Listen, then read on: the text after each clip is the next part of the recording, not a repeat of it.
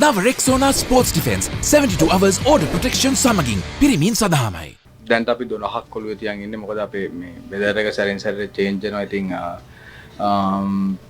hopefully pace තුනක් යන්න තමයි හිතන් හිටියේ. ඉතින් නමුත් විකට් එක ටිකක් ෆ්ලැට් වගේ අපිට පේන විදිහට ඉතින් හෙට උදේට තමයි ගහන්න පුළුවන් ඩිසයිඩ් කරන්නේ. දැන්ට සොනාල් ශ්‍රී ලංකාවේ ලොකු chance එකක් තියෙනවා. මොකද විකට් එකේ තත්ත්වෙත් එක්ක ස්පිනර් කෙනෙක් වුණොත් මම හිතනවා සොනාල් තමයි හොඳම ඔප්ෂන් එක කියලා. ඉතින් දැන්ට ලොකු possibility එකක් තියෙනවා සොනාල් ශ්‍රී ලංකාව. විකට් 20ම ගන්න ඕනේ අනිත් පැත්ත තරඟය ජයග්‍රහණය ගන්න. ඉතින් ඒක තමයි ලොකුම අභියෝගය මේ වගේ විකට්ස් වල ගහද්දි. ඉතින් මම කලිනුත් කතා කරා වගේ අපේ bowling combination එක තමයි හරියට balance කරගන්න ඕනේ. මොකද අපි වැඩිපුර pace එකක් යනවාද spin එකක් යනවාද කියලා හෙට උදේ decide කරන්න. bowlersලත් එක්ක chat එකක් දැම්මා. මොකද අපිට තේරුණා මේ පළවෙනි දවසේ තමයි grip එක අපෙන් ගියේ කියලා. මම හිතන්නේ ලොකු වැරදක් කරේ නැහැ bowlers. නමුත් අපි හිතුවට වැඩිය සෑහෙන ලොකු සංඛ්‍යාවක් සහ සෑහෙන ලොකු overs ප්‍රමාණයක් එයාට බැට් කරා. ඉතින් ඒක තමයි මම හිතන්නේ අපිට පාඩුවට හිටියේ. නමුත් අපි ගොඩක් ළඟට ආවා.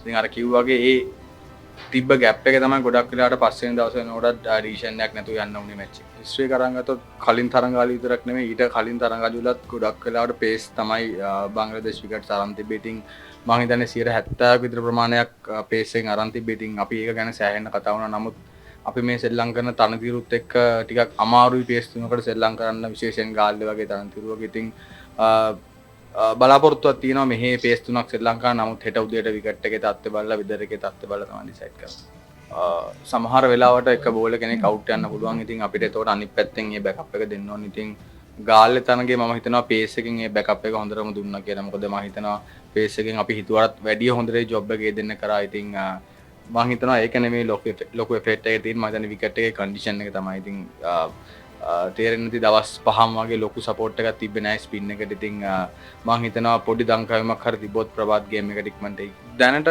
මම හිතන්නේ ටිකක් ෆ්ලැට් විකට් එක SSC එකේ. ඉතින් හැබැයි අපි අන්තිමට ගහපු තරඟවල NSL තරඟවල තුනේ විකට් එක ෆ්ලැට් තිබුණා. නමුත් අන්තිම දවසේ වගේ වෙනකොට ගොඩක් වෙලාට දංකාවෙන්න ගත්තා. ඉතින් අපි ඒක තමයි ගොඩක් වෙලාට එක්ස්පෙක්ට් කරන්නේ. ඉතින් අපි හොඳ ටෝටල් එකක් දාන්න බලනවා ෆස්ට් ඉනිං එකේ.